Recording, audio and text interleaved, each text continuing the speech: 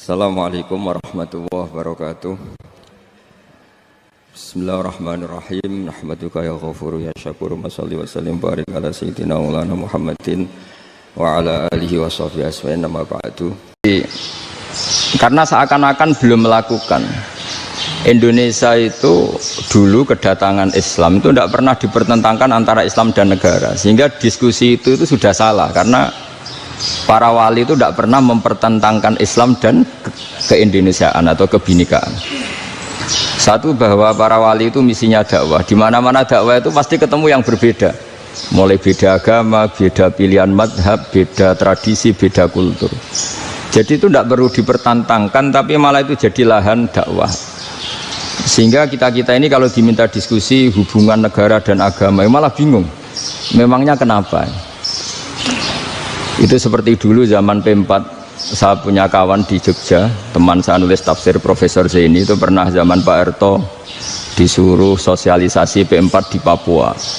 Apa hubungan Pancasila dan UUD 45? Itu orang Papua jawab, hubungannya baik-baik saja Pak. Jadi yang unik itu ketika disuruh baca Pancasila, 1 Pancasila, 2 ketuhanan yang Maha Esa. Nah, akhirnya 6 kan? Kenapa Pancasila jadi 6? Yang unik itu ketika ditanya, ini saya melihat langsung di TV 7 itu, Indonesiaku ini, ada anak-anak kecil ditanya, bendera ini milik siapa? Bendera merah putih itu. Jawabannya apa? Milik sekolahan Pak aja. Karena memang milik sekolahan. Itu yang tanya itu kaget. Milik sekolahan Pak. Nah, tentang tema ini mohon dibaca ini langsung start ya, langsung serius, karena tadi sudah kayak jurkam tadi, ini yang langsung khas ilmuwan. Ini sebagai penghormatan saya pada Yunisma, ini khas keilmuan. Imam Zuhri adalah gurunya Imam Malik. Ya, saya ulang lagi ya, Imam Zuhri adalah gurunya Imam Malik. Halaman 29. Ini langsung start, saya baca halaman 29. Nah, ini terutama yang para punggawa-punggawa ini, saya baca ya. Ini teks tidak ada yang saya rubah, memang persis seperti ini. Bismillahirrahmanirrahim. Yaqulu Zuhri, ini gurunya Imam Malik. Fama futiha fil islami fathun qablahu kana a'zama minhu. Innama kanal qitalu haitsul taqon nasu. Falam makanatil hudnatu wa wadu'atil harbu wa amanan nasu ba'duhum ba'du wal taqaw fatafawadu fil hadits wal munaza'ah falam yaklim ahadun bil islami yaqilu syai'an illa dakhula fihi walaqad dakhalataini kasanaten mithlu man kana fil islam qabla dzalika au aktsar. Terus ini ngomongnya harus santai, nggak boleh provokatif. Begini, kita tahu dalam perdamaian Hudaybiyah itu poin-poinnya itu semuanya merugikan Islam. Di antaranya adalah jika yang Islam masuk kafir harus dibiarkan, karena berarti masuk ke habitat asli. Karena Nabi sebelum jadi Nabi, komunitas pokok itu kafir, sehingga kalau Islam masuk kafir kembali ke habitat. Tapi kalau Islam masuk kafir, kafir masuk Islam itu harus dikembalikan karena dianggap bid'ah. Maka kalau kamu dituduh bid'ah itu tenang saja dulu, Nabi itu ya dituduh ji'ta bidinin muhdas, kamu datang dengan agama yang baru. Cuma agak diteruskan wa kullu muhdasatin bid'ah wa kullu bid'atin dalalah. Jadi orang-orang kafir dulu kalau ngomentari Nabi, ji'ta bidinin muhdas, kamu datang dengan agama yang apa? Baru. Nabi nurut. Semua perjanjian yang merugikan Islam itu Nabi nurut. Tapi Nabi hanya minta satu hal, jangan ada perang 10 tahun. Dan orang boleh seminar, boleh diskusi tentang Islam. Ya, ini dengerin betul ini. Jadi saya tidak akan provokatif, ini pakai logika. Nanti bisa dipakai disertasi doktor. Tapi saya minta orang boleh diskusi, boleh seminar tentang Islam. Akhirnya saat itu juga ada orang yang masuk Islam. Di depan tulisan itu belum kering istilahnya. Datang ke situ, namanya Abu Jandal bin Suhail bin Amr. itu datang ke Nabi, ya Rasulullah saya ini mau masuk Islam. Kata orang-orang kafir, ini pertama Muhammad, kamu komitmen enggak sama perjanjian? Kalau kamu komitmen harus kamu kembalikan. Nabi bilang, ya Aba Jandal kamu kembali ke mereka, ke habitat mereka, yaitu menjadi kafir, di komunitas kafir maksudnya. Akhirnya nangis. Umar, Sayyidina Umar itu mendekati Abu Jandal, kemudian memberi isyarat supaya ngambil pedangnya. Jadi isyaratnya wong ini baca ora wis. Maksudnya orang-orang kafir. Tapi Abu Jandal nggak mau. Singkat cerita akhirnya kembali ke komunitas kafir. Tapi yang dikatakan Imam Zuhri cara analisis ini nggak bisa pakai provokatif, harus pakai analisis. Innama kanal qitalu haitsul taqon nasu. Yang namanya perang itu menjadikan orang tidak berpikir jernih. Ini poin yang diambil oleh Rasulullah. Kalau dibahasakan Nabi curi kesempatan, masuk Nabi dikatakan mencuri, meskipun itu hanya bahasa ya. Enggak mungkin lah kita bahasakan seperti itu. Saya ulang lagi ya. Kenapa ada perang berkesinambungan sampai tahun ke-8 Hijriah? Mulai tahun kedua ada perang Badar sampai tahun 8 Hijriah itu perang terus. Nabi sama orang kafir perang terus. Akibatnya apa Pak Profesor? Namanya perang itu ya nggak kau bermikir. Pokoknya agar ketemu Islam perang, Islam ketemu kafir perang nggak kau bermikir. Padahal Islam itu bisa diterima oleh akal sehat, harus lewat diskusi, lewat pengamatan, lewat pemikiran, lewat pengendapan berpikir.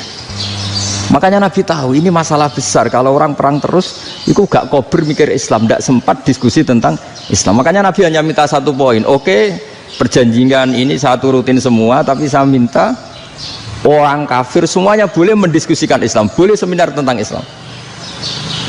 Mereka bilang iya, karena pikiran mereka kan diskusi paling piye. Ternyata betul, ada diskusi.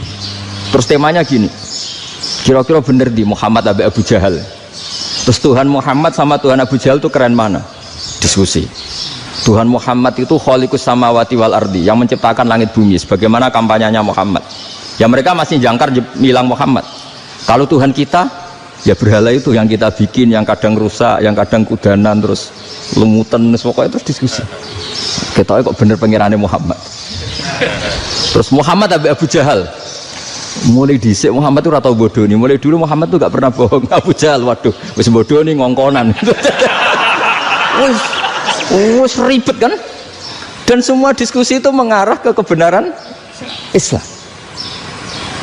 Akhirnya ngomong kafir sing tokoh-tokoh cara Jawa yo, wah semane jebule masalah ini kan. Artinya gini, kalau kita ingin Indonesia damai, sebenarnya yang untung itu Islam. Karena Tuhan yang menciptakan langit dan bumi tentu gak akan diperbandingkan atau akan dikalahkan oleh Tuhan yang lahirnya saja sudah di bumi.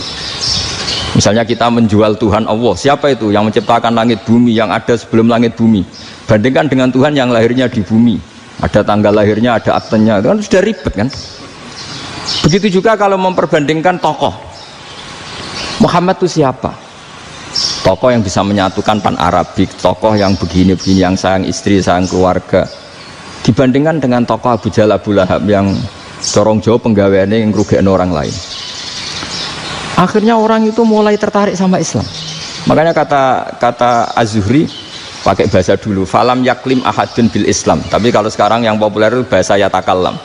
Sebenarnya yang benar itu bahasa kalimah yaklimu kalaman, karena masdarnya itu kalam, berarti sulasi nopo mujarrad. Tapi di fiilnya itu mujarradnya enggak kelaku. Jadi di fiilnya takallama ya takallamu, tapi untuk masdarnya yang kelaku kalaman. Jadi ini agak unik, agak enggak lazim. Sebenarnya kan takallama ya takallamu takalluman, tapi di masdarnya kalam populer, tapi di fiilnya tidak populer. Saya teruskan ya. Ini penting sekali. Jadi menjual Islam, kalau boleh dibahasakan menjual, itu tetap enak dalam kondisi damai. Karena kalau kita perang, itu bawaannya kalau ketemu ya perang. Kalau ketemu perang, sehingga orang itu rakober diskusi dulu. Saat bener Islam sampai kafir itu bener di. Karena tidak kober diskusi, tidak sempat diskusi, orang yang milih yang kafir. Karena yang mayoritas yang kuat. Sementara Islam zaman itu lemah. Lah Nabi itu yang diminta hudnah, yang penting kita damai. Terus orang boleh mendiskusikan benar mana kita dan mereka. Ya setelah diskusi ya tadi kan nggak mungkin Allah yang begitu keren hebat pencipta langit bumi dibandingkan berhala yang mengurus dirinya sendiri saja tidak bisa. Walhasil terus orang mulai tertarik sama Islam dan aturannya nggak boleh dilarang diskusi itu. Nah makanya saya pernah ditanya beberapa profesor di Jogja, Gus suatu saat kalau kampus paling keren di Jogja ini ada Islamic Studies kemudian pengajarnya dari berbagai agama, ini riskan nggak bagi Islam? Saya jawab asal yang didiskusikan Islam itu nggak masalah, yang repot itu nak umat Islam. Karena kalau umat Islam yang jadi percontohan, banyak raja yang dolim, banyak pemimpin muslim yang dolim, terus identik dengan Islam itu jadi dolim kan ribet. Ya kalau pas umat Islam, kalau Islam yang kumat kan jadi masalah kan. Nah ini kan terus jadi beda umat Islam sama Islam yang lagi apa? Kumat. Singkat cerita terus Islam mendapat posisi yang luar biasa. Nah makanya di sini diistilahkan falam makanatil hudnah, ketika ada perdamaian wa amanan nasu ba'dum ba'do, orang merasa aman, itu fatafawadu fil hadis wal munazaah, mereka berdebat. Munazaah itu berdebat, keren mana konsep Muhammad dengan konsep Abu Jahal, keren mana konsep Tuhannya Muhammad dengan Tuhan kita, terus diskusi dan mereka akhirnya ikrar, wah yang benar ya Muhammad lah. Di mana-mana Tuhan tuh ya sebelum langit dan bumi, di mana-mana Tuhan ya punya reputasi menciptakan, masa Tuhan reputasinya diciptakan kayak berhala dan sebagainya. Ibadah juga gitu, ibadah wong kafir itu kalau tawaf itu telanjang, ibadah Muhammad santun pakai pakaian, terus akhirnya mereka mulai tertarik Islam. Sehingga saya lihat di beberapa tafsir, saya memang tidak akan ngomong yang tidak serius, ngergani Unisba ben sawangane pemikir serius. Di Quran itu sampean lihat di tafsir Tobari itu ada ayat bal naqdhifu bil haqqi 'alal batil fayadmaghuhu fa idza huwa zahid. Qadhafa itu kalau di kamus tak lihat itu takallama bila dalilin. Qadhafa itu ya pokoknya sekenanya. Artinya gini, kebenaran Islam atau kebenaran hak itu kamu taruh sekenanya saja itu tetap menang. Apalagi kamu taruh secara teratur, kamu taruh sekenanya saja itu tetap menang. Sehingga di sini banyak sahabat yang hidup di Cina. Sekarang juga banyak orang alim yang milih hidup di Amerika, banyak orang alim yang milih hidup di Inggris. Dan mereka pede, percaya diri karena kebenaran itu kamu letakkan di mana saja, itu tetap akan menang, akan menemukan momentum kemenangannya. Misalnya gini, contoh paling gampang. Dulu para peneliti, saya ulang lagi, dulu para peneliti itu ya datang kemana-mana, termasuk Ibnu Battuta, termasuk Ibnu Khaldun, ya semua peneliti itu suka neliti. Setelah diteliti, Quran itu satu-satunya kitab suci yang membicarakan sains, misalnya tentang falak, tentang astronomi, tentang asal-usul kejadian manusia, kejadian makhluk, juga bicara tentang geografi, geologis, semuanya. Sementara kitab lain hanya cerita tentang mawaid wal hikam wal ibar. Jadi diteliti kayak apa, pada akhirnya hak ini yang menang. Bal naqdhifu bil haqqi 'alal batil fayadmaghu fa idza huwa zahid. Saya berkali-kali cerita, ada ulama yang ahli matematika. Ketika ditanya kenapa kamu suka ngajar matematika, sampai muridnya itu ragu, ini guruku mlebu swarga ta ora, penggaweane mulang matematika. Tapi para muridnya bermimpi bahwa Imam Amudi itu disuruh ngajar para malaikat. Dan itu pede betul dia. Kata Allah, ini ulama saya yang iman kepada saya setingkat iman kamu. Jadi malaikat itu tidak mungkin Gusti, kita menyaksikan langsung engkau sementara ini di bumi, nggak nyaksikan jenengan. Kenapa bisa sepede dan seyakin itu? Akhirnya Imam Amudi disuruh ngajarin matematika. Jadi Anda kalau profesor itu nanti harus sempat ngajari malaikat, itu baru benar-benar profesor. Jadi nanti di akhirat ngajari siapa? Malaikat. Jadi ada seminar yang melibatkan banyak malaikat, narasumbernya itu seorang profesor. Itu ketika kenapa engkau begitu yakin kalau Allah itu Tuhan dan Allah itu Al-Wahidus Shomad. Terus Imam Amudi mulai nulis angka agak beraturan. 2, 3, 4, 5 sampai 1 miliar, 1 triliun, semuanya enggak beraturan. Kata beliau, nisbatus naini wasalasa ila ma la nihayatalaha iku nisbatul far'i ilal asli. Mbok angka sebanyak apapun 2 dibanding 1 ya far'ul wahid, 3 dibanding 1 ya far'ul wahid. Semua angka yang enggak terhingga pun dibanding 1 semuanya far'ul wahid. Semua angka sebanyak apapun itu cabang dari angka 1. Fakullu hadhil awalim far'un minal wahidis somad, yaitu Allah Subhanahu wa ta'ala. Akhirnya malaikat tepuk tangan, iya juga. Jadi begitu juga ada ulama itu ahli gambar. Saya dulu ngaji sama Mbah Mun Al-Husunul Hamidiyah, itu kitabnya itu banyak gambarnya. Dan gale gambar yang ngawur betul, mangga ahli gambar. Saya epol, terus sempurna lele. Semua gambar bangunan, gambar sapi, pokoknya gambar. Ternyata dia menemukan Tuhan itu dari gambar. Gambar serapi ini atau seruwet ini sama. Gambar rapi sama ruwet itu sama kalau dalam pandangan tauhid. Dimulai minan nuqtah al-wahidah. Kowe cek gambar sing rapi, sing indah, cek gambarmu elek, dimulai dari 1 titik. Dan titik ini nuqtatil wujud, yaitu Allah Subhanahu wa ta'ala. Jadi nak cara ahli tauhid gak penting gambare apik, menang lomba atau ora penting. Butuhe hadis surah ini gambar baik yang rapi maupun ndak adalah min nuqtah dari 1 titik. Ya, alam raya sebanyak ini mbok gambar mbok ora, cek mulai Mars sampai Jupiter kabeh semua bentuknya yang banyak ini semuanya min nuqtatil wujud, yaitu dari titik wujud, ini kok Allah Subhanahu wa ta'ala. Di sini hebatnya ulama-ulama, mbok dia pengajar matematika, mbok pengajar gambar, semuanya dipakai perangkat untuk tauhid. Nah, itu kan juga bagian dari Islam damai, Islam yang sangat tidak perlu perang untuk orang dipaksa Islam, nggak perlu provokatif kayak tadi pidatonya rektor jenengan tadi. Jadi ciri utama ilmuwan tuh kalau ngomong datar tapi logikanya nggak terbantahkan, itu ciri khas ilmuwan. Kalau ciri khas politikus kalau ngomong itu keras, provokatif lah kira-kira gitu. Tapi isinya biasa. Nah saya berharap nanti semua profesor doktor itu datar tapi isinya kualitasnya bagus ya. Mentes. Jadi makanya terus kata ulama, kenapa diistilahkan balnat zifu bil haqqi? Kenapa pakai qadzafa sementara qadzafa maknane takallama bila dalil? Maksudnya bila dalil di sini itu min ghairi ikhtiyajin ila dalilin. Kebenaran itu memang enggak butuh dalil. Apa kita perlu dalilnya apa? Buktinya apa? Kalau 3 itu cabang dari 1. Wong gendeng yang takok gitu pas orang gendeng. Wong 3 cabang dari 1 kok ditanyakan buktinya apa? Itu min awalil bidahah. Pertama orang pasti tahu kalau 3 itu far'ul wahid. 1 juta juga far'ul wahid. 1 miliar juga far'ul. Gambar yang sebanyak apapun ya dimulai dari 1 titik. Cek gambar benar maupun yang tidak.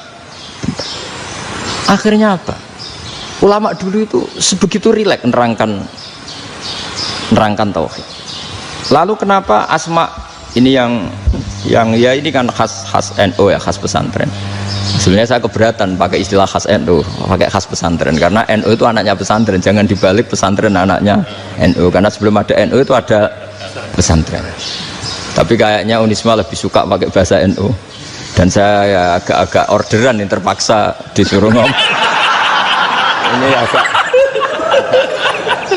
apa ya, agak kacau sebetulnya ini, agak kacau. Jadi NU itu sama pesantren itu tua pesantren. Jadi NU dilahirkan pesantren, bukan dibalik pesantren dilahirkan NU. Sehingga barokahnya didirikan pesantren ini, kadang nyuwun sewu sekali Mbah Hasyim itu kadang ide besar beliau itu ora dituruti wong NU. Jadi Mbah Hasyim cara kula kok dadi Mbah Hasyim ya mangkel. Mbah Hasyim itu ngarangno kentong. Nggih ngarangno beduk, tapi wong NU nganggo kentong. Beduk. Dan uniknya Mbah Hasyim enggak tersinggung. Karena ciri khas pesantren itu membolehkan perbedaan apa? Pendapat. Itu masyhur khilafnya Mbah Hasyim sama Mbah Fakih Mas Gumambang itu sampai dikitabkan. Saling ngeritik, saling macam-macam lah. Jadi cara berpikir Mbah Hasyim ketika Nabi rembukan, ini gimana ya cara menentukan waktu sholat ya? Ya pakai kentong ya Rasulullah, zakalin nasoro itu untuk orang Nasrani. Ya pakai buk itu trompet, zakalil Yahud itu untuk orang Yahudi. Terus ada yang lagi pakai api ya Rasulullah, zakalil Majusi itu orang Majusi. Setelah itu ada orang datang lari-lari cerita mimpi azan tadi. Ya itu terus dipakai sarana pemanggilan sholat ya adzan itu. Sehingga Mbah Hasyim menolak kentong. Karena mantas sababi qaumin fahuwa minhum. Beliau keras sekali sampai bilang haram. Beliau judulnya ya haram, Al-Jasus Antakrimin Nakus. Setelah naskah itu sampai ke Mbah Fakih Mas Kumambang di Gresik situ, di daerah Dukun situ. Dulu nggak ada WA ya, jadi sampainya ya lama. Makanya saya sampai sekarang nggak punya WA, karena ya saya ulama kan, kalau WA-an terus ya jadi ulama. Nggak jadi ulama, main WA-an terus itu. Nah itu termasuk rektor nggak kau bermikir itu mesti kebanyakan WA. Karena kan otaknya didikte oleh sesuatu yang masuk, sesuatu yang dilihat itu kan pasti mendikte kita. Beda kalau yang enggak WA-an kan mikir apa kita yang menentukan. Kalau WA-an kan kita ditentukan. Mau mikir anaknya butuh apa, gara-gara WA informasi Jakarta mikir Jakarta. Padahal secara kewajiban ngapain kamu orang Malang mikir Jakarta? Gara-gara WA mikir Jakarta belum selesai ada berita di Sulawesi, mikir Sulawesi. Habis itu mikir NTT. Makanya semua orang sekarang merasa tokoh nasional gara-gara informasi yang masuk itu nasional. Jadi Mas Yo RT yang mikir gimana Gus Indonesia kok. Padahal RT loh. Sampai lupa kalau dia itu RT. Jadi semua orang sekarang merasa tokoh nasional. Nah, itu gara-gara apa coba? Akhirnya semua orang juga punya ide tentang nasional. Harusnya negara itu gini-gini. Jebule wonge sing duwe ikon itu sapa? RT. Ribet kan? Saya teruskan, setelah naskah itu sampai ke Kiai Fakih Mas Kumambang, beliau itu marah besar. Ini harus dilawan, dan saya bukan karena benci Mbah Hasyim. Beliau teman saya ketika ngaji Kiai Mahfud di Mekah. Jadi Mbah Fakih dan Kiai Hasyim itu teman ketika ngaji di Mekah. Secara ngelawan tuh lucu, gak ilmiah, tapi gak ilmiah wong alim tetap ilmiah. Di mana-mana serupa itu tidak sama. Ya kalau mungkin zaman Nabi di Madinah itu, zaman itu kentong itu identik dengan milik Nasrani. Di Indonesia beda. Pos kampling ya kentong, kebakaran ya kentong, wae sarapan orang di LP ya pakai kentong. Jadi tidak ada jaminan kalau kentongan itu identik dengan Nasrani. Lalu haramnya di mana? Yang di mana-mana tasabuh itu identik. Ini tidak identik. Mulai masalah kan? Mulai masalah. Jadi beliau gaya judul Hazruus. Hazruus itu kepala bergeleng-geleng. Sekarangan kok ngene. Jadi sekarangan kok provokatif gitu. Nah, dan itu Mbah Hasyim ya hormat Mbah Fakih hormat Mbah Hasyim. Saya sendiri secara pribadi itu lebih suka pendapat Mbah Hasyim sebetulnya. Karena bagi saya sholat itu sakral, ya sudahlah kalau sakral ya dipanggil dengan sesuatu yang sakral yaitu kalimat thayyibah adzan. Tapi saya tidak akan bilang kalau kentongan itu haram. Karena kalau haram alasannya mirip orang Nasrani. Sementara pos kampling ya pakai kentong, ada banjir ya kentong, ada kebakaran ya kentong. Jadi tidak identik untuk misa atau untuk sholat ala Nasrani. Tapi itu dulu ya rileks saja, dua beliau itu ya saling menghormati padahal saling kritik. Dan dulu ulama yang beda madhab itu ya saling menghormati. Imam Syafi'i itu kalau sholat di kawasan Masjid Abi Hanifah ya tidak kunut. Ketika ditanya kenapa kamu tidak kunut sementara engkau berpendapat kunut itu sunat, ikroman di hadal madhab, saya sangat menghormati madhab. Imam Ahmad bin Hanbal itu berpendapat kalau orang pakai bekam, pakai iftisot atau hijamah itu batal sholatnya. Sementara Imam Syafi'i mengatakan tidak batal apa sholatnya atau wudunya tidak batal. Tapi Imam Ahmad itu ditanya, apa kamu makmum Syafi'i? Bagaimana mungkin saya tidak makmum sama wali kutub seperti Imam Syafi'i? Padahal menurut keyakinan Imam Ahmad ini sholatnya batal. Ini habis ikhtijam udah wudu. Tapi tetap saja beliau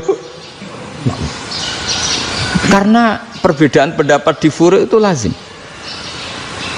Ya orang boleh berdebat lah. Ketika Unisma datangkan saya, itu saking senengnya kiai, apa saking sombongnya sampai ngatur kiai, kan nggak pernah bisa diperdebatkan. Itu kan orang boleh debat kan? Itu saking angkuhnya apa saking senengnya kan nggak jelas kan?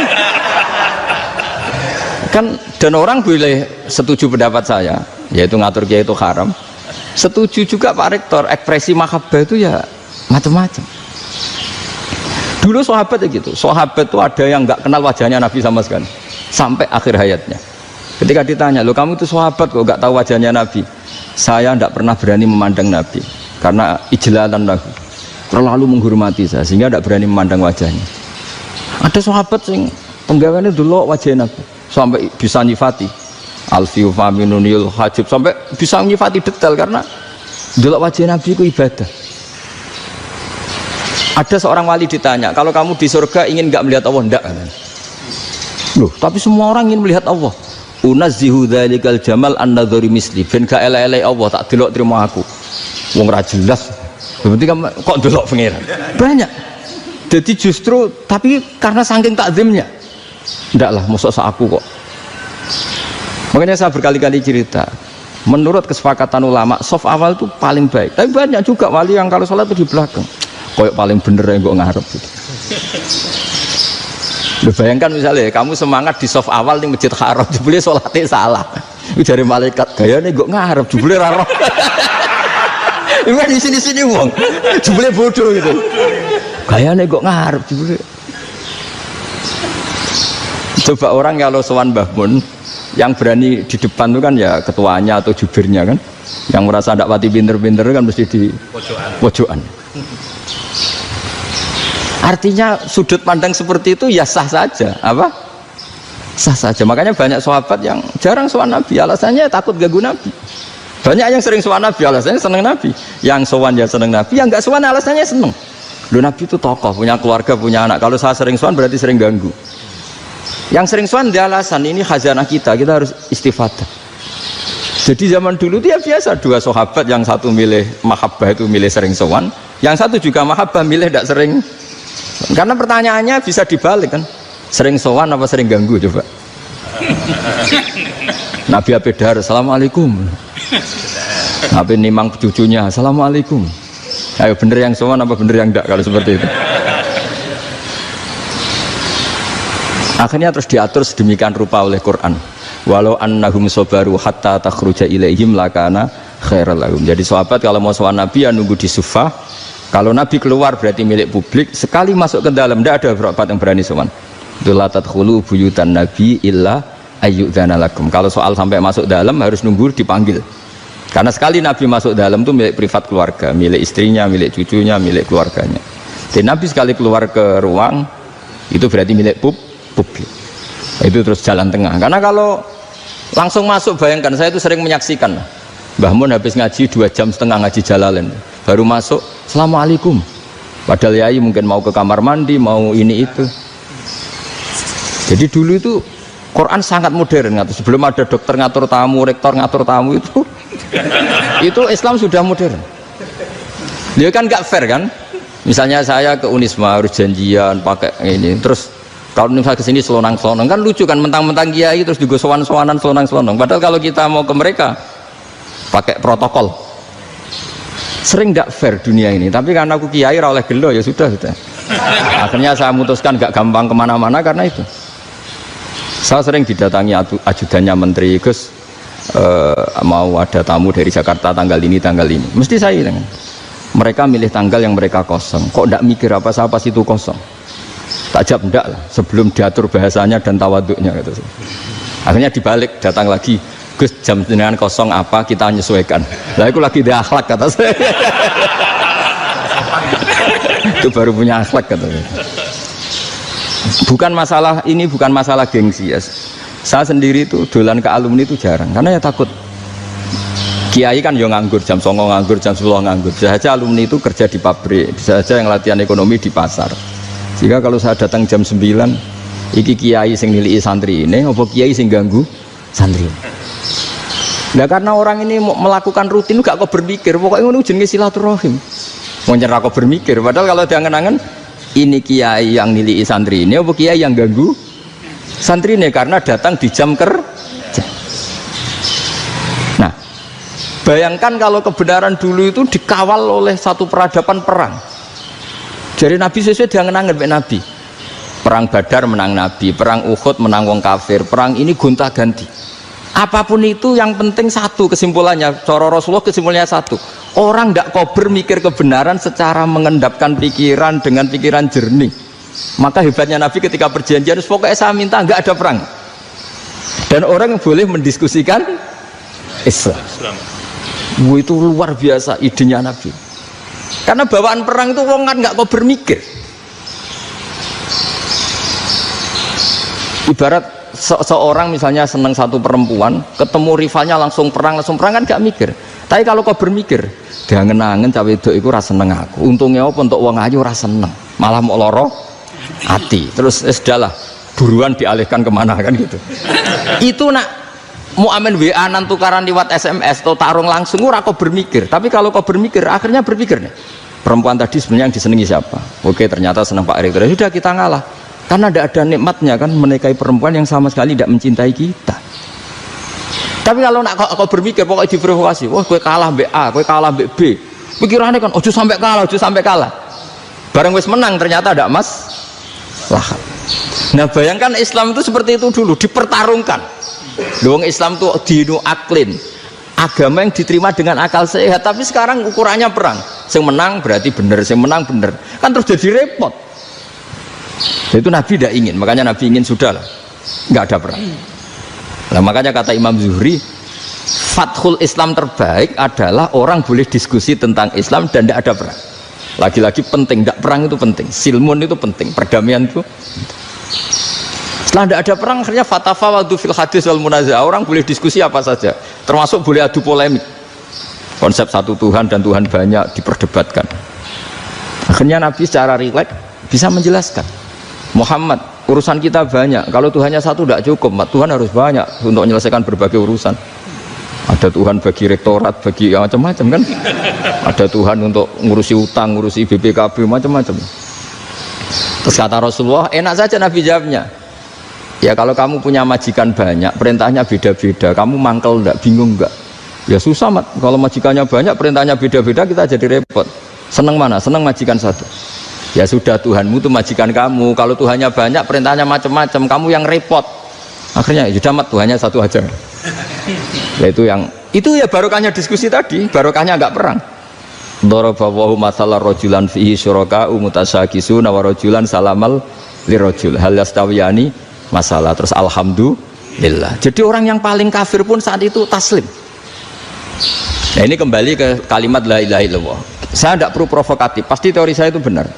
Bukan saya bilang benar itu karena sombong, enggak. Ini sesuai teks. Misalnya begini, benar enggak kelompok takfiri yang suka ngafirkan orang lain?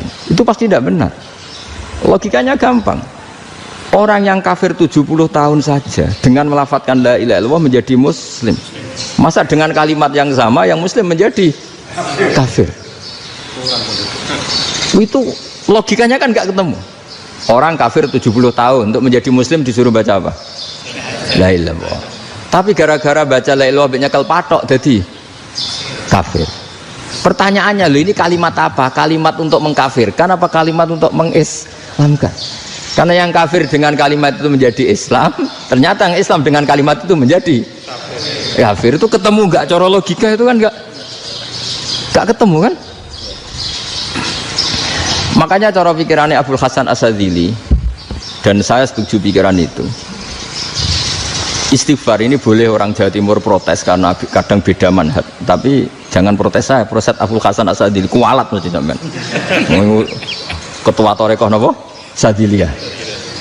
Cara madzhab Sadzili, dan Anda boleh berbeda madzhab, mencari khasnya wong kampus sing wani beda. Beda kapasitas lah, pokoknya butuhnya beda. Dan ketok pinter, ketok kritis tuh. Cara madzhab Abul Hasan Asyadzili itu gini Pak Rektor. Jadi istighfar itu baik, tapi ba'da kamali tauhid, setelah tauhidnya itu benar. Alasan beliau masuk akal. Ketika ada ayat fa'alam annahu la ilaha illallah wastaghfir li dzambik. Bihadil kalimah. Jadi orang boleh istighfar setelah tauhidnya benar. Alasannya Abul Hasan Asyadzili begini. Qul lil ladzina kafaru iyantahu yughfar lahum ma qad salaf. Katakan kepada mereka yang kafir, sekali mereka tidak kafir, maka otomatis dosanya masa lalu diampuni. Pertanyaannya, yang bisa menghentikan kekafiran itu kalimat apa? La ilaha illallah. Dengan hanya melafadzkan la ilaha illallah Muhammadur Rasulullah, langsung yufar lahum ma qad salaf, langsung dosanya diampuni. Berarti yang menjadi pengampun dosa lah, penyebab pengampunan itu apa? La ilaha illallah. Itu bahkan orang kafir belum istighfar. Di ayat itu kan Allah gak mensyaratkan setelah la ilaha illallah istighfar baru diampuni, enggak. Asal la ilaha illallah langsung yufar lahum maqad salah. Saya ulang lagi ya, jelas ya. Jadi kulil ladzina kafaru iyan tahu yufar lahum maqad. Nah sekarang iyan tahu, mereka berhenti dari kafirnya. Syaratnya pakai apa? La ilaha illallah Muhammadur, itu langsung yufar lahum maqad. Artinya apa? Ghufranullah itu bisa didapat hanya dengan mujarrodut tauhid, yaitu hanya dengan melafadzkan kalimah thayyibah. Dan sahnya istighfar juga berdasar kalimah thayyibah itu. Misalnya gini, orang kafir sebelum Islam melafadzkan astaghfirullah, astaghfirullah, astaghfirullah, kira-kira diterima enggak? Enggak kan? Karena syaratnya istighfar ba'dat tauhid. Nah makanya dalam adab Sadili istighfar itu setelah la ilaha illallah. Karena cara pandang ya seperti itu. Jadi fa'alam annahu la ilaha illallah wastaghfir li dzambi. Jadi dengan kebenaran tauhid saja ini sudah cukup kita insya Allah layak diampuni.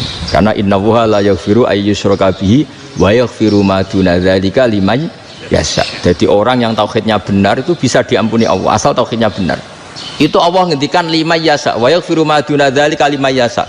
Dawe Imam Suyuti walam yakun liman yastaghfir. Jadi orang yang bertauhid secara benar meskipun gak sempat istighfar itu tetap potensi diampuni. Karena bawaan tauhid itu sudah menjadi layak diampuni. Kayak orang kafir sekali ngelafatkan kalimat tauhid mbok gak istighfar langsung diampuni. Nah, karena melihat seperti itu terus orang berlomba-lomba memperbanyak jumlah lafaz la ilaha illallah. Jadi kita yang alim, kita semua, saya tidak bilang saya, kita termasuk yang di pinggir-pinggir saya ngaku alim dengan masalah lah, soalnya kita semua yang alim-alim itu tahu bahwa la ilaha illallah itu super, sudah bawaannya tauhid, juga punya kelayakan diampuni. Nah kemudian nasib kita agak sial, malah kalimah ini dituduh bid'ah, dituduh khurafat. Mergo Nabi nggak pernah tahlilan, Nabi nggak pernah. Nabi gak pernah tahlilan, kalau diartikan Nabi ratau maca la ilaha illallah enak gak kalimah ini.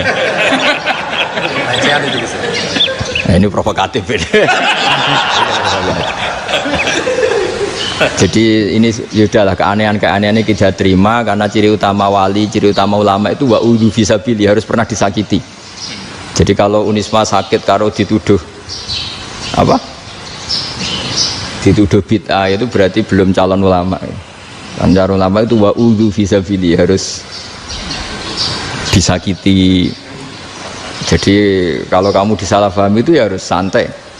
Provokatif tadi. Iya, termasuk provokatif tadi.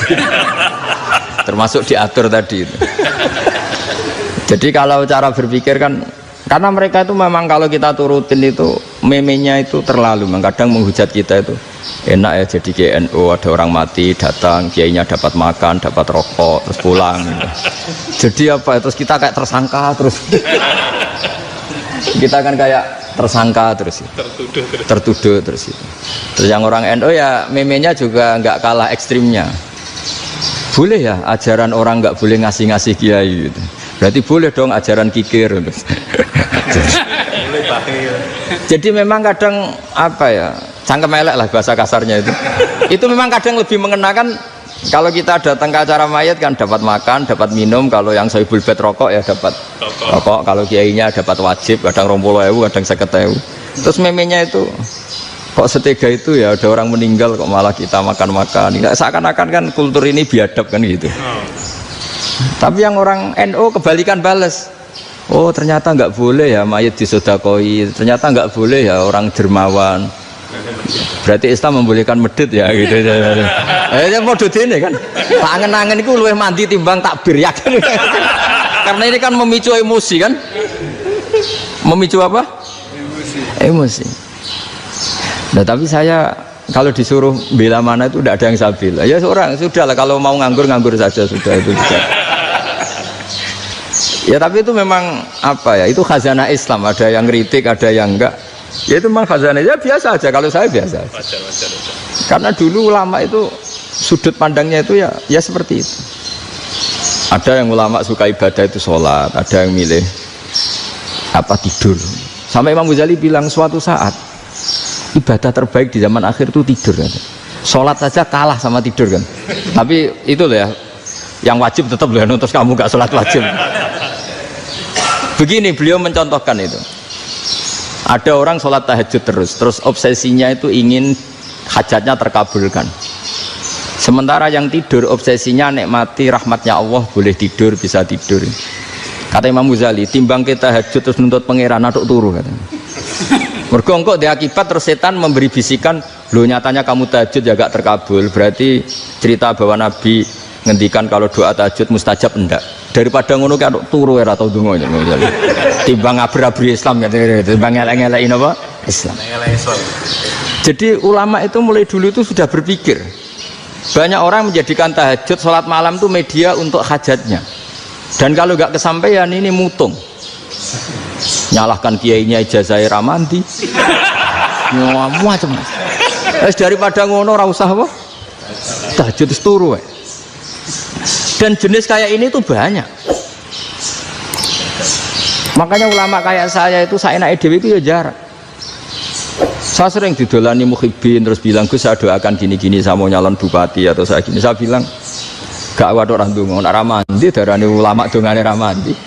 Nak mandi kamu jadi bupati tetap nganggep karena beli. Sopo sing ora roh bupati saya gak beli. Ribet kan?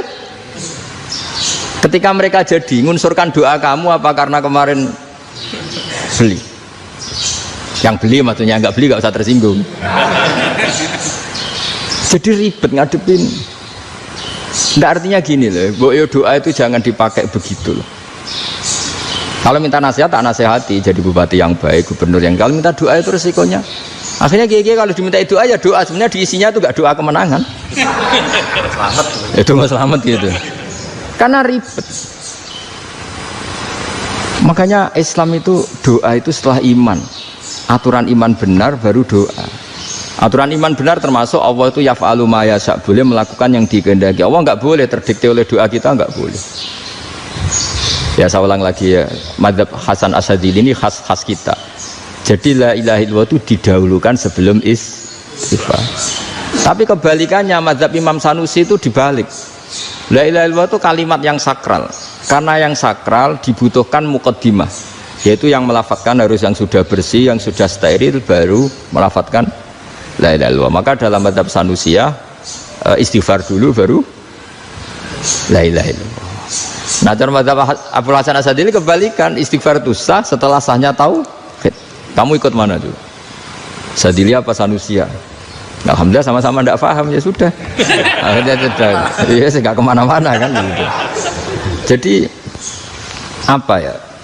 Terus ini saya teruskan, ini biar khas pesantren atau khas NU lah, kalau bahasa Pak Rektor khas NU.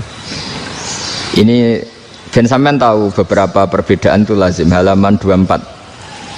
Ya, halaman 24 sama 25. Tak baca, ini masih orisinil. An Sufyan bin Uyainah, ini juga gurunya Imam Syafi'i. Kata Sufyan bin Uyainah, beliau cerita, kana Isa wa Yahya alaihi masalam ya'tiyanil qaryah fayas'alu Isa an syirari ahliha wa yas'alu Yahya an khiyari ahliha. Jadi Nabi Isa dan Nabi Yahya itu satu generasi, sama-sama masih muda. Kalau di satu kampung yang Nabi Yahya tanya, ini keluarga terbaik siapa? Saya mau nginap di situ karena kumpul orang baik itu nyaman. Kalau Nabi Isa kebalikan, keluarga terburuk mana ya, saya tak di situ. Nah terus akhirnya faqala lahu Yahya lima tanzilu ala syirarin nas, kenapa kalau kamu bermalam kok malah kumpul orang-orang yang nakal? Innama ana tabibun udawil mardo, saya ini nabi ibarat dokter, di mana-mana dokter yang ngumpuli yang sakit, ngobati yang sakit. Makanya di NU itu ya banyak Kiai Jazab mengumpuli yang nakal-nakal. Nak tepak yang ngentas yang nakal, nak tepak ya katut. Ini adu nyali lah sudah gitu. Tapi itu ada ilmunya, yaitu niru Nabi siapa? Isa.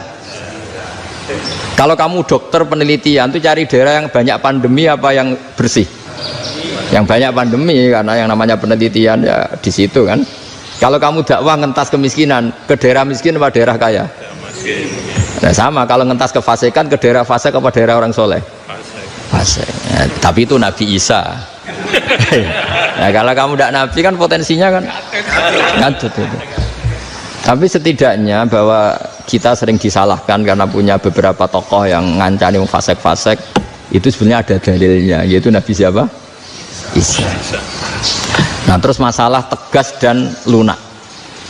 Ketika ada mahasiswa misalnya pacaran, boncengan lanang dan perempuan, itu pilihan kita apa?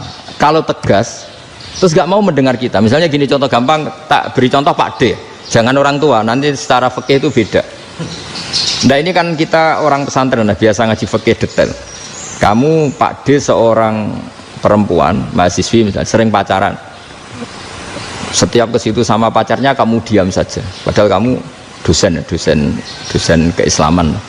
Mesti pamanaan kamu nyimpulkan ternyata pacaran itu tidak apa-apa. Buktinya Pak D itu tidak negur, menengahi. Ini berarti as-sukut alal mungkar. Tapi kebalikannya, Pak D ini terkenal keras. Nak rono mesti rajaku ponaan. Akhirnya yura rono. Mesti ngerti nak mesti diamuk. Nah, dua orang ini sama-sama gagal kan? Yang lunak menjadikan ponaannya pacaran terus karena enggak negur sehingga dikira membolehkan. Sing keras juga gak sempat bina wong rono era wani. Akhirnya dua orang ini sama-sama enggak ketemu, sama-sama enggak berkesempatan membina kan? Gagal membina kan? Karena yang keras ponaannya enggak pernah situ, berarti enggak bisa bina kan? Yang lunak membiarkan berarti juga ada bina. Nah, Islam itu antara dua itu. Ya agak terlalu lunak, enggak terlalu keras. Karena kalau terlalu keras, misalnya ada kiai terlalu keras, lu masyarakat mau tanya itu gimana? Lari kan? Loh, saya ini punya pengalaman pribadi. Saya ini kan kecelok orang alim. Itu kalau pernah ya saya itu berusaha ya pokoknya ya seumumnya orang alim lah. Tenang, terus anteng, enggak gejlok-gejlokan. Itu enggak ada yang tanya. Saya mimpi ketemu beberapa ulama itu disalahkan. Terus umat saya kalau mau tanya itu ke siapa? Wong alim wis wibawa, meneng tambah banget wibawane. Malah Quran sering gojlok rektor macam-macam. Terus wong wanita kok, saya biasa ke pasar pandangan dicegot orang. Gus, putri saya itu sering keluar darah tapi melebihi batas haid gini-gini. Kalau badhe sowan jenengan, gak usah sowan ning kene mbek ngadeg-ngadegan. Terus tanya, yang haid berapa hari, Gus?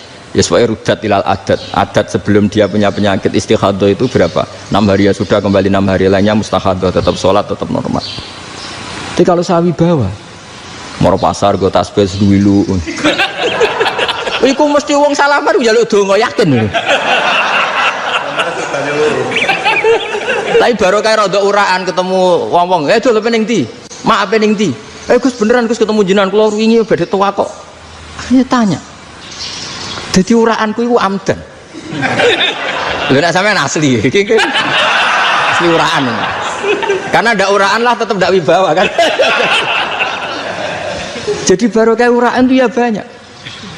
Saya itu kalau ngantor di Jogja itu banyak orang yang tanya. Ya biasa tuh tanya macam-macam. Karena saya uraan. Ke pasar ya orang, bahkan di bis sering ketemu orang. Wah beneran Gus kalau badhe sowan jenengan badhe tanya ini. Ya sudah di sini aja. Jadi semua itu diilmoni. Nah, Nabi itu punya sisi yang dua-duanya jalan. Memang beliau luar biasa, dipilih Allah yang luar biasa. Nabi ketika wibawa itu banyak sahabat yang bahkan mengenali wajahnya aja tidak bisa. Ka'anna ala ru'usihim at-tayr. Bayangannya seakan-akan di kepalanya itu ada burung yang takut terbang, saking antengnya. Tapi Nabi sekali mengeluarkan job, sekali santai, itu sahabat tanya itu sampai yang nggak pantas ditanyakan. Nabi saat tadi kumpul istri saya, tapi tidak inzal itu wajib mandi ndak. Aro'aita law anna ahadana ya'ti imro'atahu walam yunzil. Itu ya ditanyakan. Nabi pun kumpul itu betul sakit inzal sepundi. Guys betul lagi. Terus ya ada yang tanya macam-macam. Ya saking ada sahabat dipanggil Nabi tambah lari, dipanggil lagi tambah lari. Panjenengan nyeluk, oh pas kula kumpul bojo kula. Lah kula kuwatir jenengan orang suci, saya belum mandi, makanya saya lari. Terus Nabi ngendikan innamal mukmin thahir, ya nak masalah ketemu kiai ra apa-apa ijek junub. Sementing kok nak salat ya dusik. Tapi Nabi sekali pakai mazahirul jalal, tapi pakai wibawanya, itu orang enggak berani ngomong.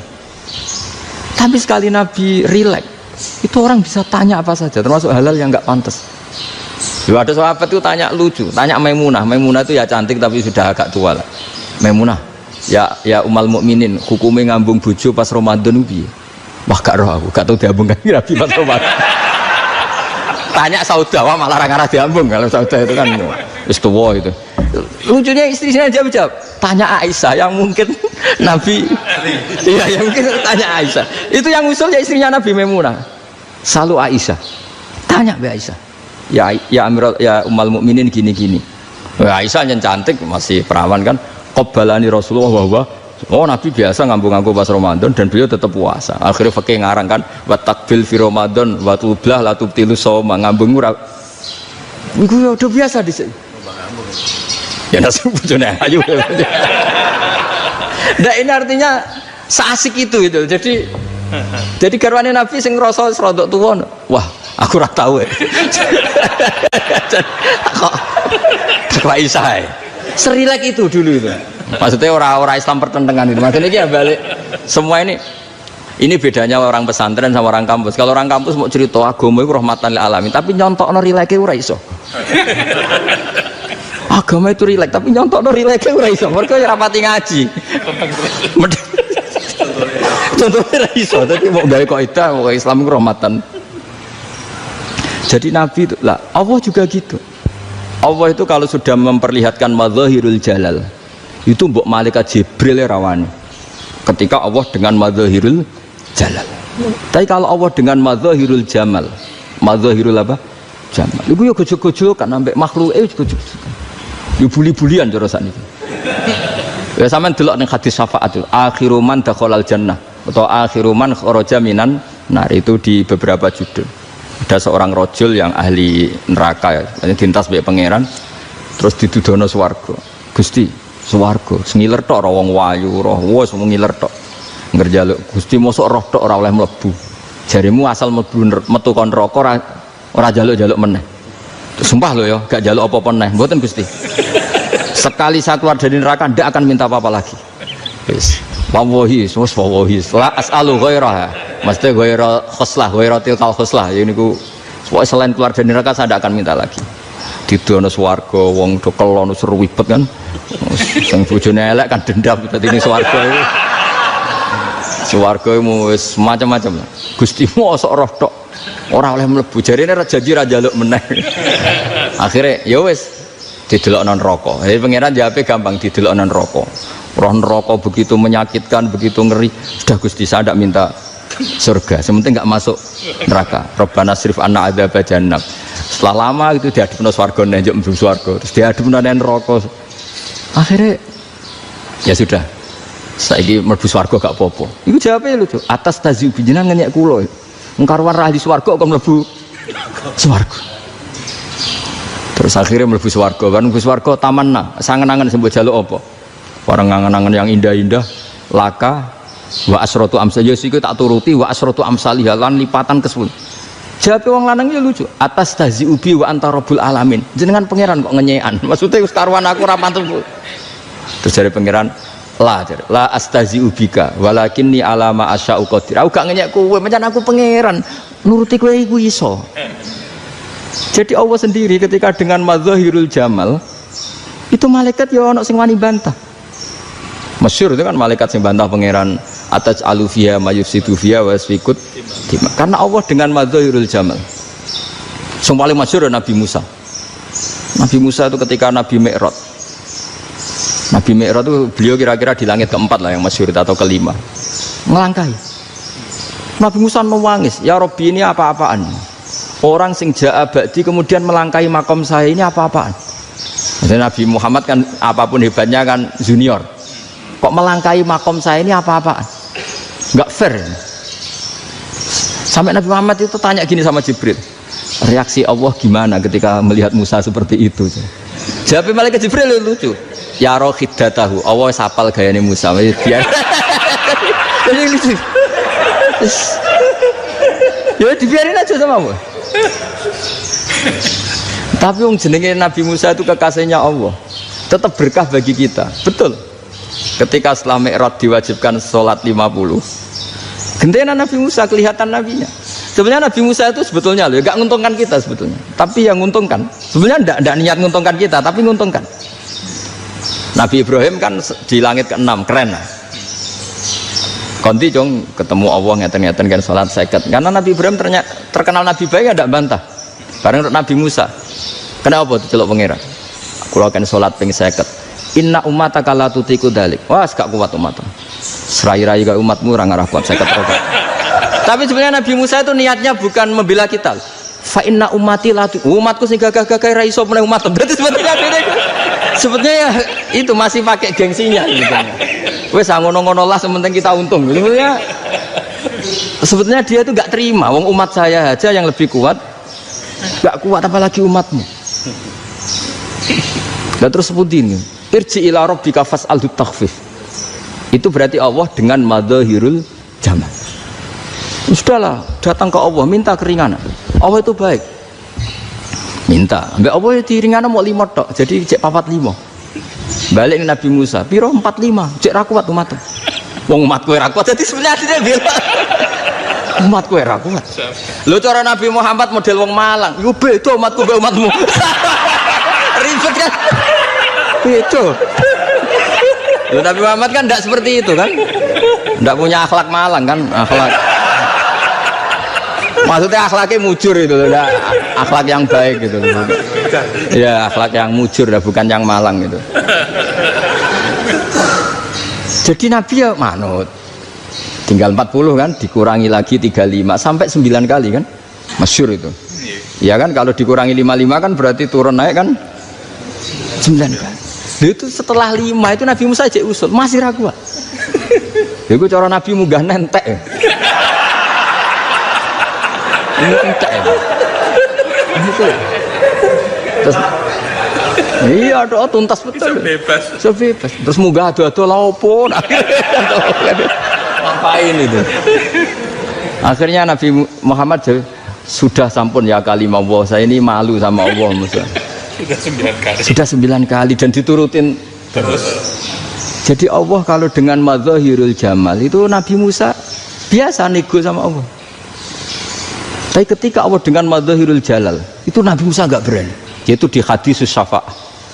Hadisus syafa'ah ketika manusia datang ke Nabi Adam, ya'tuna Adam. Ya Adam anta abul basar ngene isfa'li ana inda rabbik. Kamu saya minta mensafaati kita.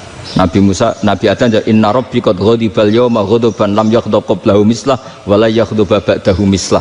Ini Allah sedang murka besar dan tidak akan murka seperti ini lagi. Sudah saya tidak berani, nafsi. Nabi Ibrahim enggak, termasuk Nabi Musa ketika di itu ya enggak berani. Karena Allah dengan madzahirul jalal. Itu Nabi Musa enggak berani.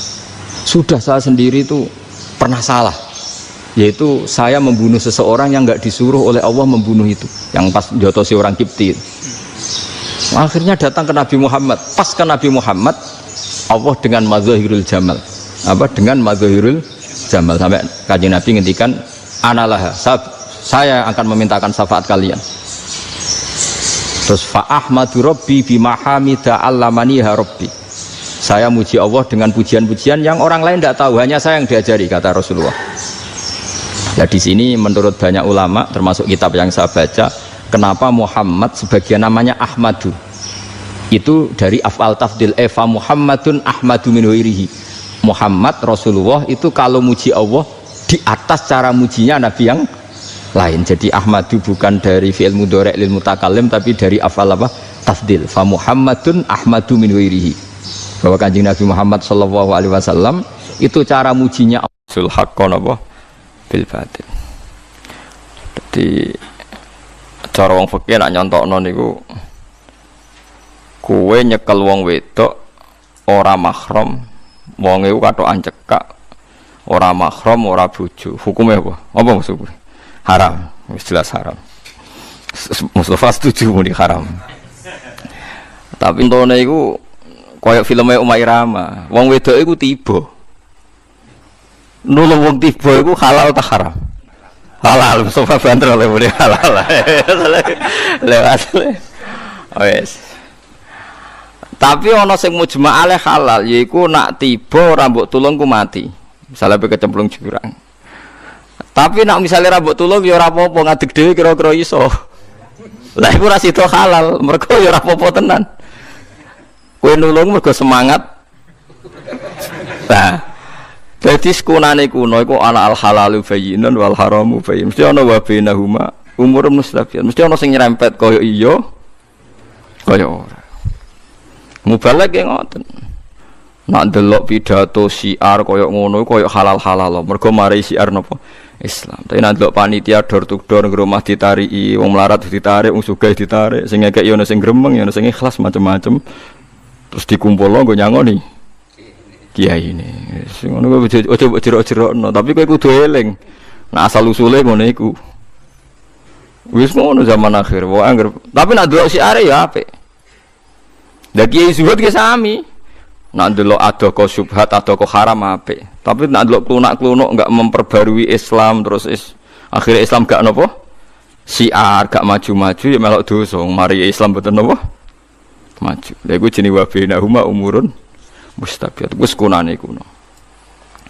Nah, Quran itu dalam konteks Quran. Ini dalam konteks Quran. Ya ana mirip iku gaweane setan. Cara wong kafir. Mergo ya cara wong kafir dimirip-miripno. Gini ku Kanjeng Nabi niku angger sore utawa injing niku di tangga. Niku tiyang Nasrani. Niku tukang napa jenenge? Pandai besi. Cara mriki napa? Tukang bengkel besi nih, pandai besi cara. Ya seperti itu. Pokoknya Nabi lala akrab karena dia orang miskin Nasrani. Terus tiang-tiang kafir itu menduga bahwa Muhammad punya pengetahuan seperti itu mergo diwarai tukang napa? Pandai besi. Sampai Allah nyebut walaqad na'lamu innahum yaquluna innama yu'allimuhu bashar. Jadi annahum yaquluna innama yu'allimuhu bashar. Allah itu tahu betul bahwa kamu akan dikomentari bahwa Quran ini kamu diajari oleh seorang manusia. Terus Allah membantah lisanul ladzi yulkhiduna ilaihi a'jamiyyu wa hadza lisanun arabiyyum mubin. Lalu cina wong kafir atau konfirmasi, misalnya ngeten, si tukang pandai besi dikonfirmasi apa betul kamu ngajarkan Muhammad? Coba kamu saya cek. Padahal mereka ngerti, nak cai iki bahasa Arab fusha ora iso, kok darani mulang Muhammad. Jadi ra dikonfirmasi, tapi gosip wis kadung napa? Tersebar. Jadi nak ana wong ayu sowan Mustofa, iku nak cara Mustofa roh tenan nak takok hukum. Tapi gosip tersebar pakai Mustafa di tamu. Ayo kita harmonis jagongan. Kan ya repot ngene. Lha wis kunane kuno. Lah mulane setan iku pinter, angger godha wong saleh mesti mirip hak. Nggih angger godha wong saleh mesti mirip hak. Kula tak cerita iku populer. Kula roh kitabe senajan ora pati percaya kula roh kitabe.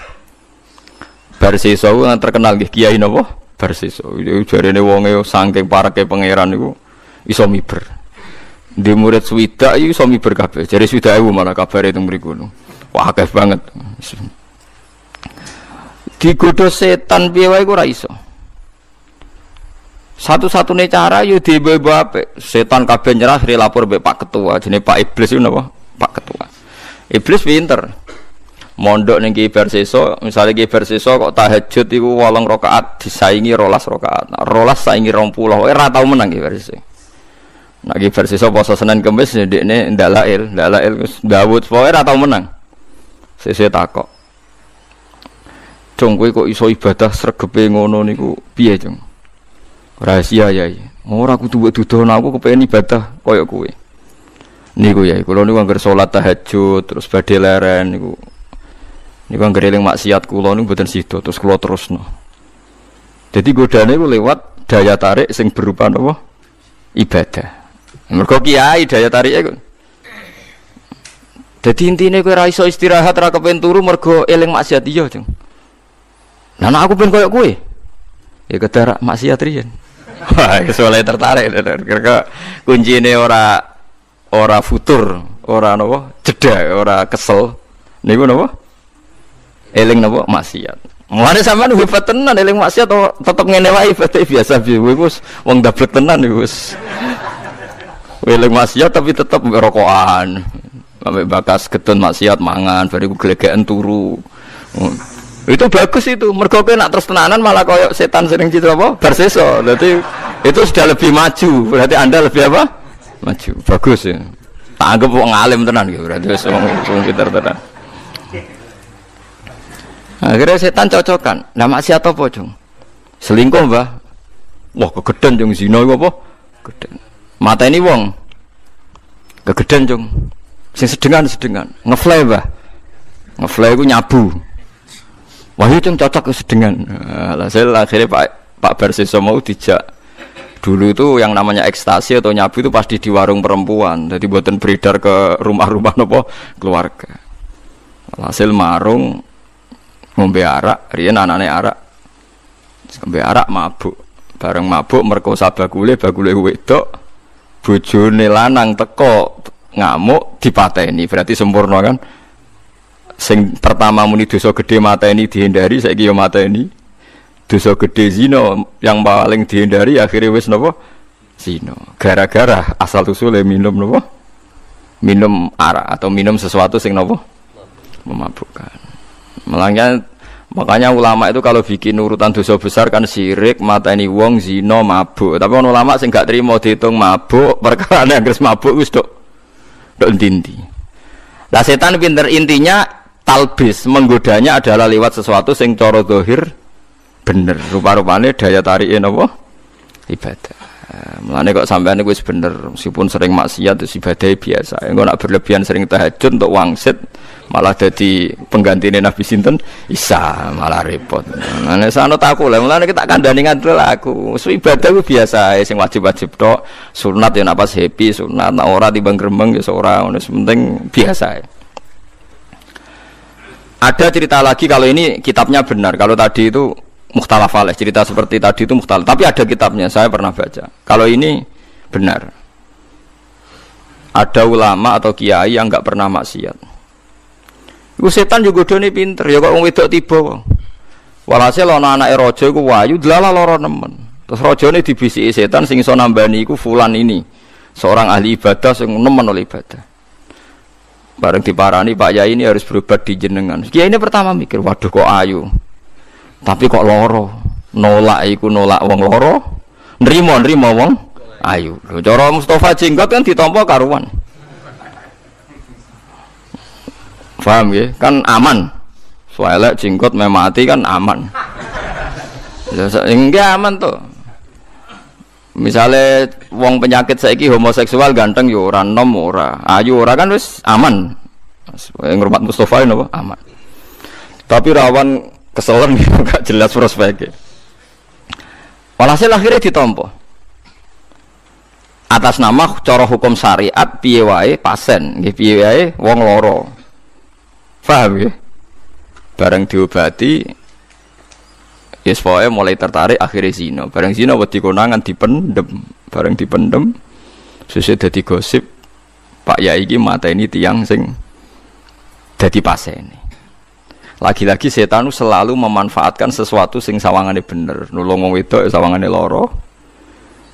Iblis wae ibu-ibu napa? Ibadah. Iku paling angel ning gone bab godaane setan. Tapi kowe tak jamin kowe iku mate Kanjeng Nabi Muhammad sallallahu alaihi wasallam gak bakal menangi setan sing secerdas ini, tak jamin. Setan ning umat Nabi ku geblek kabeh, mun nang ngandel kula geblek kabeh. Wes gobloke ra karuan setan. Kula nate ngaji teng kajen tak terangno, setan saiki wis gobloke tenanan. Muga-muga kula ngomongi ra didengar napa setan. Lha setan zaman akhir ora goblok piye? Misalnya kiai neng desa biduan mriki, kiai mbek kiai neng desa didu. Rebutan masjid kiai ku didu tukaran. Sangka kiai papat terakumulasi sak desa. Tak ulang lagi. Dari kiai 4 terakumulasi sak desa tukaran. Setan bangga iso ngedu kiai. Jebule kiai niku terus minggat tok Gunung Kidul gawe pondok. Sing sitok minggat meneh ning daerah pedalaman yo gawe pondok gawe masjid. Akhirnya mestinya Islam hanya tersentralisasi neng beduan, gara-gara didu tukaran malah nyebar tok dindi. Jadi setan Indonesia aku goblok. Ora ono kiai utawa gus tukaran kecuali mencelat ning ndi ku jenenge wong saleh tetep gawene iku masjid mek musala. Malah tempat sujud menyebar kemana-mana. Lha iku setan ora roh. Mestine ku nek ana kiai iku didamekno ben ra berkembang, perkarane upak-upek ning kono, paham ya? Mulane kula nak ra ngaji iki ku ya kepengin nerangno, nak nerangno kuwatir setan roh terus merubah strategi. Jadi ora ana critane Islam menyebar kecuali barokah salah strategine napa setan. Iku wong saleh-saleh didu akhire do tukaran lho. Diponegoro nganti ngoten mergo konflik mek keluarga. Sebelum melawan Belanda kasusnya konflik mek keluarga. Pangeran-pangeran Jogja wah sing wong alim. Gara-gara konflik metu tok ndi-ndi. Termasuk sanad kula niku wonten sing tok Syekh Bakir Jogja niku keluarga keraton generasi keempat saking kula. Maksudnya generasi ilmiah uripe teng Mekah atas kabudut teng Mekah. Ya barokah tukaran. Jadi tukaran iki iku luar biasa menyebarkan Islam ke pelosok-pelosok ke penjuru-penjuru. Mulane kula susah ana kiai tukaran ta ana sing minggat itu susah kula. Wah itu mesti upak-upak nang kono. Ya contohno sapa sing barokah tukaran. Wah apik tok ndi-ndi. Wong didu mbek mertuane barokah tukaran mantune minggat kok mandiri dadi apike. Dadi setan itu banyak yang gagal ning zaman napa? Ning zaman napa? Akhir. Niku nyata tenan. Desa ndi-ndi niku angger konflik ya ini pindah desa ya tetep gawe masjid utawa gawe musala utawa gawe pondok. Mergo setan tau dinyak pangeran. Wis ngene tan, kowe tak usir ke swarga, kowe njaluk apa tak turuti. Saya hanya minta satu hal. Gini ku la uhuyannahum nabu ajmain, semua anak Adam mau saya sesatkan. Terus semalaatiyannahum min baini aidihim. Terus wa min khalfihim wa an aymanihim wa an syama'ilihim. Jadi setan itu pas perjanjian mbek pangeran pokoknya kula godho Gusti saking sisi depan, sisi belakang, sisi kanan, sisi kiri. Jadi pangeran tak wis tan. Pun Gusti, wis tenan pun. Kowe janji lho pun nggih.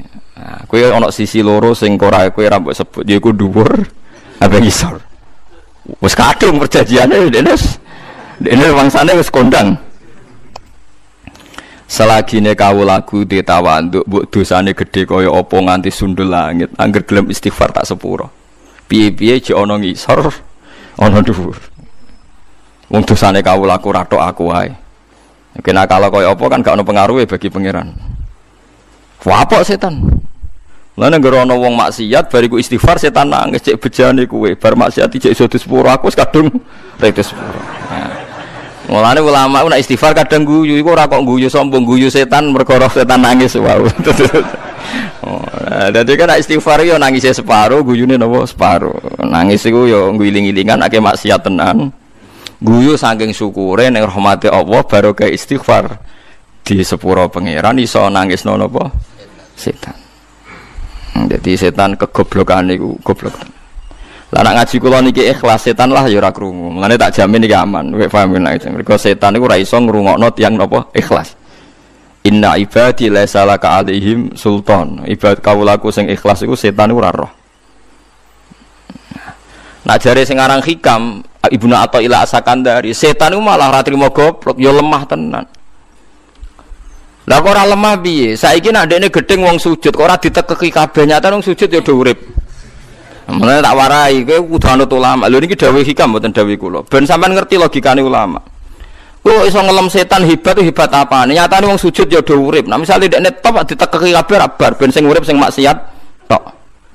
Nyatane wong sujud ya urip, wong haji ya urip, wong sedekah urip niki sing ngaji jalalan ya urip kabeh. Ya mesti nek dekne gedeng barang hak kan ditekeki kabeh kan selesai. Lah kok misale ditekek tenan, tetep setan iku kalah. Mergo sing ditekek cara Allah hukume mati syahid, malah lara neh dene. Wes pokoke setan ora tau menang. Disebut inna kaidas syaitani kana napa? Dhaifa. Setan tuh lemah sekali. Ya mau anane nangis. Kowe tak godho kasil maksiat istighfar ya di sepuro pangeran, nak mati syahid ya di sepuro pangeran. Mulane kalau dadi kiai ku pede, kula asline nggih rada wedi ro crita kiai bersisa ya wedi, tapi kurang mate Kanjeng Muhammad sallallahu alaihi wasallam. Kula sering debat bae iki. Lah nak jenengan pede kok nak kok kiai bersisa ora mate nabi, dadi gak dislametno nabi. Sing aku wis pokoke aman ngono ae kok repot. Lah kecuali jenengan kepen kok kiai bersisa ya monggo, bukan aku ora ngono. Senengane kok ngel-ngel apa perkara. Jadi benten nggih umat Kanjeng Nabi mbek mboten benten sanget. Mergo umat Nabi dijamin wa anna lamasnas samaa fa wajadnaha muliat harusan sadidau wa syuhuba. Sause Kanjeng Nabi Muhammad sallallahu alaihi wasallam lahir iku setan wis ranti kekuatan. Riyen ndek kekuatan iso ngakses langit. Sause Kanjeng Nabi lahir langit itu tertutup kangge napa? Setan. Iki mungkin disebut innahum anisam in apa lama zulun. Jadi orang no setan kecuali yang ngarepe munggah udah antem lintang, boy ora iso. Ya intine mboten saged. Kalau ngerasa tenan aja, kowe ora rasane dadi ulama. Kabeh ulama ku tau mukasafah ketemu setan. Mbok pira kadare tau. Kulo wis tau, mulane pede. Sampeyan rung tau to? Nah, kancane awor dadi ora roh. Mangan akrab. Mbah pira kadare semua ulama itu mesti nate ketemu setan. Semua ono sing suwi, ono sing cepet. Ya Abdul Qadir masyhur itu ketika beliau anyaran dadi wali kan faidan nurun adu afis sama ketika ono nur terus ngaku pangeran ya Abdul Qadir aku pangeranem saiki wis bebas oleh maksiat. Jadi pura-pura jadi Tuhan gak hebat tapi setan pura-pura. Terus Abdul Qadir tahu kalau itu setan terus dipisoi ikhsa ya lain oh dasar jancuk kowe mesti setan. Mulane kula sering miso, dhisik wali-wali ya miso biasa. Cuma tepat sasaran ngono tok bedane di bedane. Lah aku rada keliru mergo tak misoi Mustofa misalnya. Nah, jare ya biasa do miso iku ya biasa. Ikhsa iku wis. Nabi Ibrahim nate miso wong ufil lakum wa lima ta'buduna min dunillah. Oh jancuk kowe pengurang ufum itu mana to? Jancuk. Ya bedane Nabi tepat napa? Sasaran. Mumpun ngoten. Terus setan itu yang umatnya Nabi ku lemah sekali, sangat-sangat lemah. Orang terima lemah tapi nopo sangat-sangat lemah. Lalu kalau usah khawatir, mergo inna kaidas syaitani kana nopo dhaifa. Jadi setan itu saiki yang umatnya Nabi ku wis sangat lemah. Terus setan itu ora duwe akses ning langit. Niku nggih nyata. Ibnu Wasik niku seorang ulama besar niku nate miyos saking masjid terus ketemu setan. Kamu tahu saya siapa? Karena dia wali tahu kamu setan. Ada apa? Wiridan yang Anda baca tadi jangan ajarkan ke manusia. Kompensasinya saya tidak akan goda kamu saat anak turun. Padahal wong tak goda aku berarti selamat ganti mlebu apa? Swarga. Ibnu Wasik sempat tertarik kan tawaran itu menarik. Wah, ora digodho setan nganti anak putu kan aman. Bareng dangen-angen tapi aku nak nurut dekne rak berarti wis nurut setan. Makro balik nang masjid. Waya muridia. Murid-muridku kabeh sing ngarepno aku. Mulane diarani murid itu muridus sufiyah. Artinya kata-kata murid itu wong sing ngarepno guru. Mulane diarani apa? Murid. Terus sing menunjukkan dalan jenenge mursyid. Mulane ana murid ana mursyid. Terus bahasa Jawa dadi murid ngono ae. Wae murid iku wong sing karep kepengin iso iku jenenge murid. Kamu semua saya ajarkan wiridan ini harus kamu baca. Terus dari setan itu balik kanan, yo gara-gara iku kowe iso ngalahno aku. Jadi setiap yang diinginkan setan dilawan. Nah, mulane misalnya kowe kepengin tahajud kok nemen-nemen kira-kira kok nafsu ya dikurangi. Misalnya kepengin 10 kok nafsu ya seloro ae. Tidak aku pengen turu tenanan gue tahajud. Jadi orang ulama itu gawe perlawanan setan. Aku pengen tahajud tenan ya ojo. Nak pengen turu tenan ojo. Pokoknya kepengen banget itu ojo. Jadi angel jadi ulama enak kaya gue maksudnya alami. Jadi mereka gue ngelawan apa? Gue ngelawan apa? Setan. Agar kepengen banget itu biasanya setan. Buktinya ya iku, bareng tahajud tenan lagi 3 dino, lagi 4 dino niku terus bar tahajud iku terus mlaku-mlaku roh bojone turu, roh tangga-tangga turu, roh kancan batang-batang iki. Lah iya wong tahajud ora rakaat mesti ditampa wae ngomentari wong liya napa? Batang-batang iki bengi deng lekor, dal wae rahmat turun. Lah kowe malah wae rahmat turun pahpoh ngomong ngono. Lan iku tapi sampean jo niru kula. Lu jarang tahajud perkara wedi saudarane sampean batang. Dadi ngangel ngadepi setan. Ke wong ora ana ibadah sing ora mari ujub. Angger ibadah ya marai ujub. Kowe ora ibadah ya setan, wong kok ora tau ibadah. Ibadah marai ujub. Asal kowe lomo 2 minggu wae. Dermawan 2 minggu mbek fakir miskin. 2 minggu ora usah utawa seminggu. Rondo ning pojok desa mbok kei rondo tua lho Mas maksudnya. Rondo ora mbok tafsiri asal rondo. Niku khawarit enggak terang detail khawarit kudu nerangno dekne kudu detail. Ana fakir miskin mbok kei 10.000 ana sing 20.000 100.000 seminggu wae. Bariku ra wong sugih nggo mobil. Ana wong sugih buka tokone terus. Pulau sugih ra peduli fakir miskin. Dal lagi seminggu lho. Seminggu yang lalu ya sama seperti mereka gak peduli fakir miskin. Mulane LSM paling semering kritik, mergo anggar bareng ngamal mesti eling deh. Lah iku menungso ngamal seminggu wae giye-gere makan kurban berminggu. Berminggu-minggu. Ya makanya uang kudu stabil. Nak kepengin sedekah wis dilakoni sak kadare, kepengin salat ya sak kadare. Ya cuma nak pas salat fardhu wae sing karuan fardhu ain cocok ra cocok hadirno Allah Subhanahu wa taala. Iku wae eling tenan. Assalamu alayka ayyuhan nabiyyu wa rahmatullahi wa barakatuh. Kowe eling tenan nak salam kanggo Kanjeng Nabi. Kaya-kaya Kanjeng Nabi hadir di depan Anda. Mulane nganggo kaf khitab.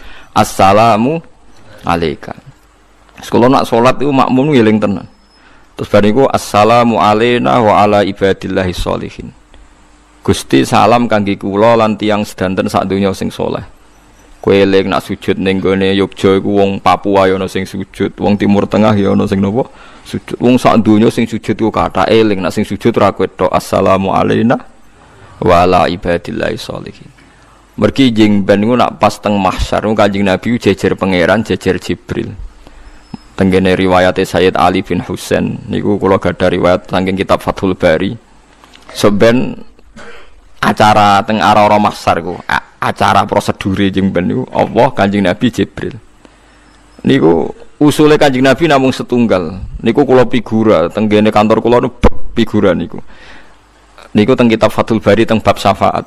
Niku Nabi namung matur pangeran ya Rabbi ibaduka abaduka fi atrofil ardi. Gusti kawulane jenengan ku kathah sanget sing nyembah jenengan fi atrofil ardi ning pojok-pojoke napa bumi.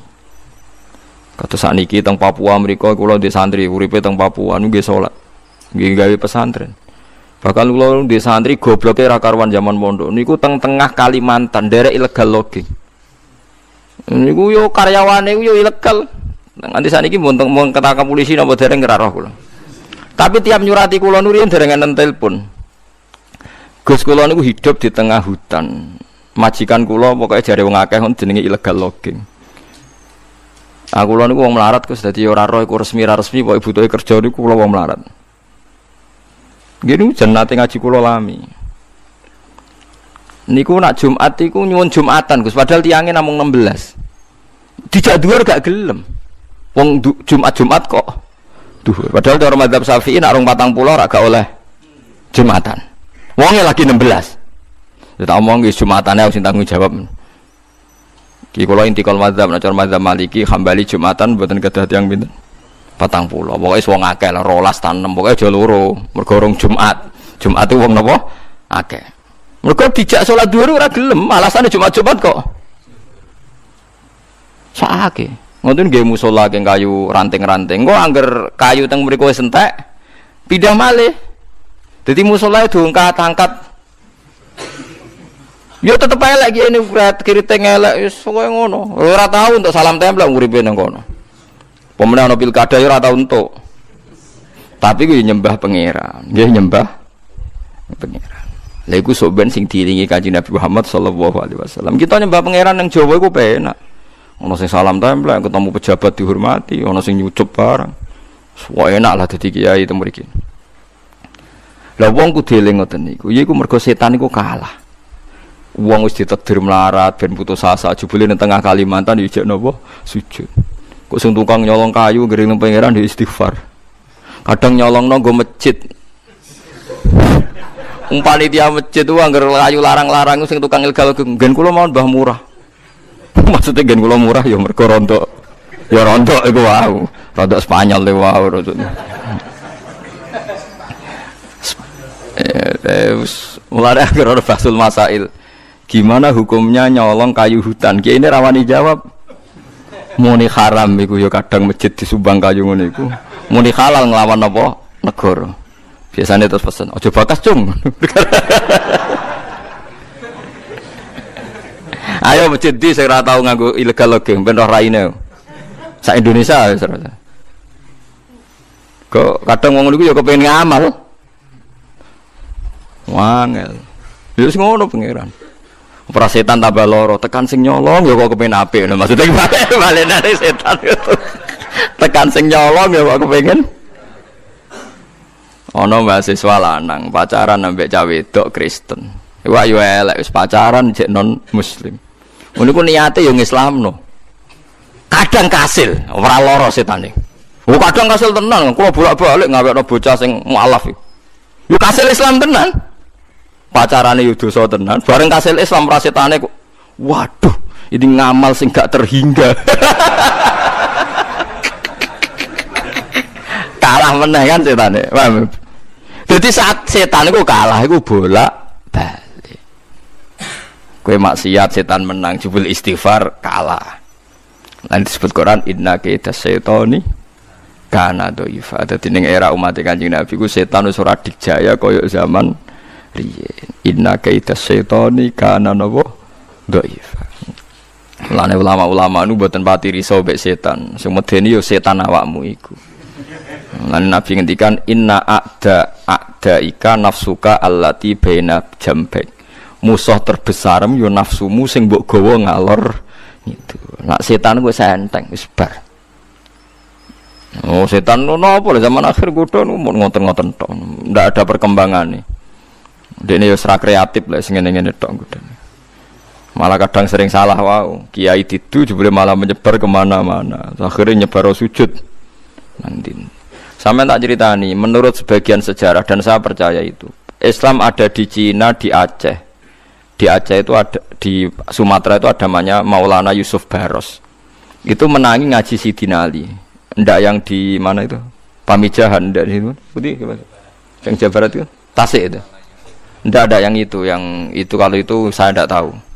Saya ndak tahu atau pura-pura ndak tahu. Pokoknya yang napa? Syekh Yusuf Baros. Niku nu ngajine wis Sidina Ali.